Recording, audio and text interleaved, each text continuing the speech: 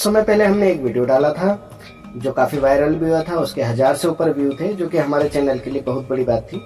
किसी कारणवश वो वीडियो बीच में स्किप हो गया है, काफ़ी सारा उसका हिस्सा ऑटोमेटिक कट हो गया है, मुझे नहीं पता कैसे हुआ है, और अब उसमें सिर्फ इंट्रो ही इंट्रो बचा है। परंतु मैं चाहता हूं कि वही जानकारी दोबारा दी जाए, ताकि जो लोग पहले लाभान्वित हुए थे वो दोबारा देखना चाहते हैं, या फिर जिन्होंने देखा ही नहीं था वे दोबारा से उस चीज़ को जान पाए। मुझसे किसी व्यक्ति ने पूछा था कि आप बताइए कि हमारे शरीर में दर्द रहता है, हम ध्यान आदि करते हैं तब भी दर्द रहता है, और हम कई तरीके से परेशान हैं, और कुछ लोग भक्ताई करते हैं, वे भी कह रहे थे कि हमें भी शरीर में दर्द रहता है, हम थकान हो जाती है, तो क्या आप कुछ बता सकते हैं कि किस तरीके से रिलैक्स फील किया जा सकता है।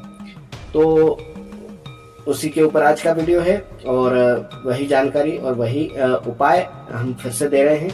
आप वीडियो को पूरा देखिए और समर्थन करते रहिए।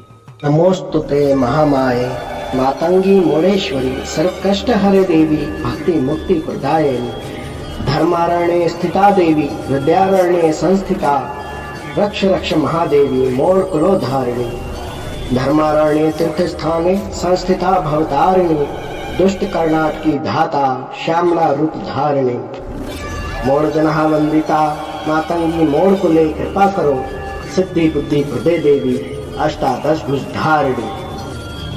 सभी से सविनय निवेदन है, चैनल को सब्सक्राइब करें, शेयर अवश्य करें, वीडियो पसंद आने पर लाइक भी करें। आप कोई सलाह देना चाहते हैं अथवा आप कुछ जानना चाहते हैं तो आप कमेंट बॉक्स में कमेंट जरूर करें। जय मोड़ेश्वरी बोल बम। तो हम करते हैं आज का वीडियो शुरू, और जानते हैं कि एक भगत जब ध्यान तपश्चर्या अपनी करता है, अपनी साधना करता है, जब आसन पर बैठता है तब उसे तकलीफ क्यों होती है। उसके लिए जैसे कि कई लोग बताते हैं संकट है, आदि है, पर ये सब कुछ ना होते हुए भी अगर थकान होती है, क्योंकि एक भगत कई देर तक आसन पर बैठता है। अगर वो गादी चौकी लगा रहा है तो कई घंटों तक वो वहाँ बैठता है, दिन भर उसको हो जाता है, तो उसको स्वाभाविक थकान होना है। अगर वो नौकरी पेशा है तो दिन भर नौकरी आदि के कर्म करने के बाद सुबह शाम अगर वो सिर्फ पूजा पाठ कर रहा है, गादी चौकी नहीं कर रहा है, पर आसन पर बैठ रहा है दिन भर की थकान के बाद, तो उसके शरीर में दर्द और पीड़ा होना स्वाभाविक है। तब ऐसी अवस्था में वो चाहता है कि कुछ ऐसा रिलैक्स मोड पर वो आ जाए और कुछ शांति का अनुभव कर पाए, जिससे कि वो अपनी पूजा पाठ आदि में मन लगा करके उस चीजों को कर सके और शांति पूर्वक कर सके।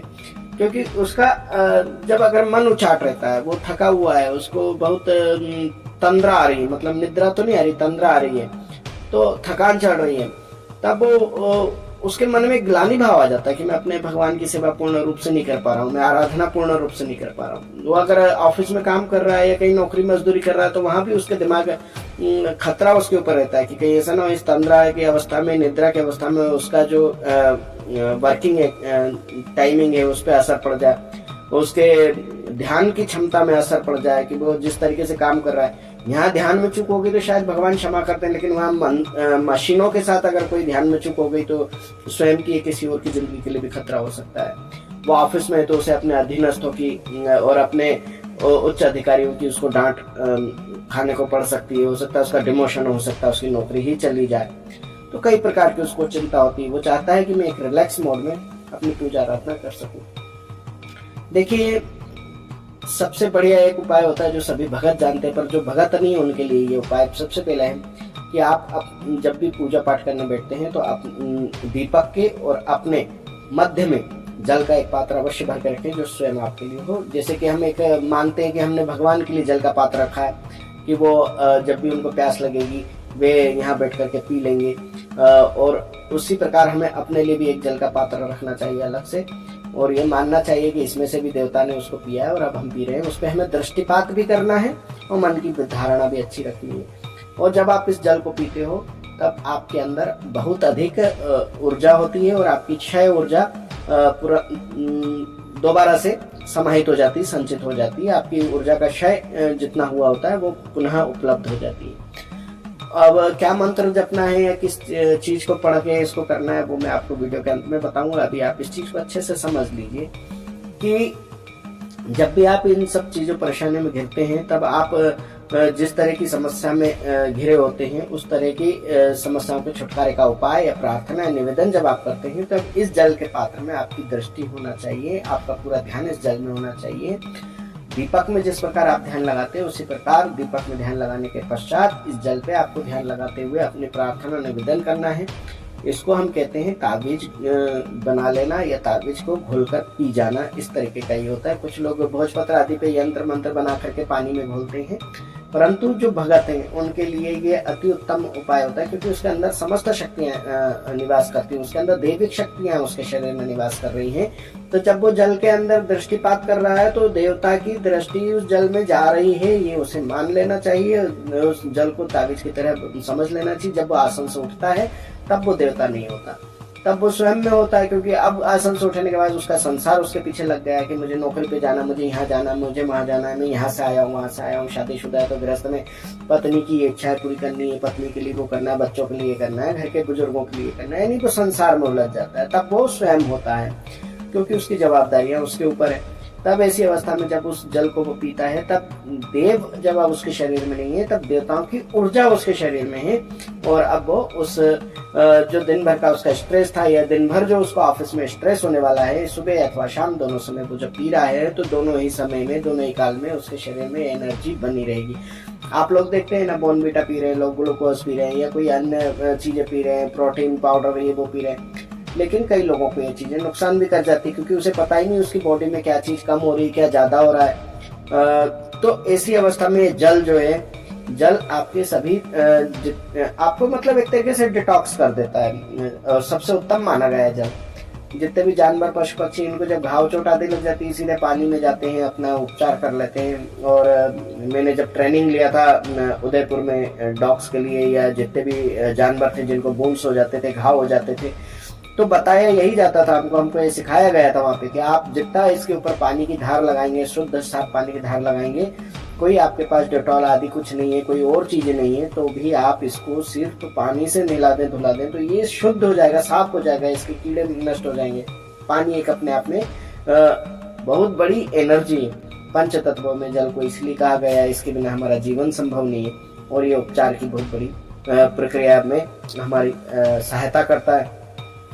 तो हम जब ये जल पी लेते हैं तो हमारे पेट में, हमारे उदर में जाता है, हमारे आत्मा में जाता है, हमारे नस नस रग रग में जाता है, और ये सारी अशुद्धियों को बाहर भी करता है, और हमें एनर्जी भी देता है। और ये अभिमंत्रित जल होने के कारण हमें और भी अधिक लाभ देता है। आप मंदिर में जाते हैं, प्रसाद आदि लेते हैं, चरणामृत लेते हैं, पंडित जी शायद मंत्र बोलते होंगे, अगर वो मन ही मन बुदवा रहे हैं तो आपको नहीं पता, अगर बोल कर दे रहे हैं तो आपको पता होता है। मृत्युंजय महादेवम त्राहि माम शरणागतम जन्म मृत्यु जरा व्याधि पीड़ितः कर्म बंधन। तो इस प्रकार से महामृत्युंजय का ये मंत्र है, और जिस प्रकार से महामृत्युंजय का दूसरा मंत्र भी है, उसी के प्रकार ये भी आपको लाभ देता है। ये आपके शरीर की व्याधियों को नष्ट करता है, और ये बिना किसी नियम के भी आप कर सकते हैं। आप एक काम कीजिए, किसी भी सोमवार को 108 बार इसको एक माला कर लीजिए, 108 बार किसी तरीके से गिनकर जप लीजिए, और उसके बाद इसका आप प्रयोग आप नित्य कर सकते हैं। जब भी आप जल रखते हैं तो भगवान शिव का ध्यान रखते हुए, महामृत्युंजय महादेव का ध्यान करते हुए आप इसी मंत्र को 3, 5, 7 जितना आप पढ़ सकते हैं पढ़ें, और जल में निहारते रहें, उस जल को अभिमंत्रित कर लें, और उसके बाद उस जल को ग्रहण करें। आप स्वयं भी लें, अपने परिवार को भी दें, और इसी को डालते हुए आप अभिषेक भी कर सकते हैं, उसमें कोई दिक्कत नहीं हो रहा। अभिषेक के बाद जो जल बचता है आपके बर्तन में, आपके घर में क्योंकि आप कर रहे हैं, तो उस बर्तन में जो जल बचता है उसमें से थोड़ा सा आप लेकर के इस जल के साथ मिला करके आप पी सकते हैं। और आप दिन भर के लिए ऑफिस जा रहे हैं तो आप बोतल में भर के रखते हैं, अगर आप अपने कक्ष में सोने जा रहे हैं तो उस जग में इस पानी को मिला सकते हैं। तो आप इस अभिमंत्रित जल को पी रहे हैं, और इसको आपको खत्म करना है, इसका नुकसान नहीं करना है, इसको व्यर्थ नहीं करना है, ये कहीं लात में ना आए, कहीं और न जाए, बच जाए और आप ना पी पाए। उसके बाद नया जब जल तैयार हो रहा है तो इस बचे हुए जल को आप पेड़ पौधों में डाल सकते हैं। मंत्र एक बार फिर सुन लीजिए। मृत्युंजय महादेवम त्राहि माम शरणागतम जन्म मृत्यु जरा व्याधि पीड़ितः कर्म बंधने। मैं जल्दी इसलिए बोलता हूँ कि वैसे ही वीडियो इंट्रो आदि को मिला करके 9, साढ़े 9, 10 मिनट का हो जाता है, और अधिक लंबा न होने पाए, और आपकी रुचि, आपके ज्ञान और आपके लाभ के अनुसार छोटे छोटे वीडियो हों, ताकि आप उनको देख सुन समझ पाए और अपनी मनोकामनाएं, अपनी इच्छाएं, अपनी अभिलाषाएं पूरी कर पाए। मातंगी मोड़ेश्वरी आपकी सभी मनोकामना पूर्ण करे, आपके घर के भंडारे भरे, आपको ढेरों ढेर आशीर्वाद। जय मोड़ेश्वरी, बोल बम। ओम मणिक्यमिणामपलाल्यन्तीं मदालसां मंजुलबागविलासां महेन्द्रनीलं द्युतिकोमलांगी मतं कन्या मनसा स्मरामि।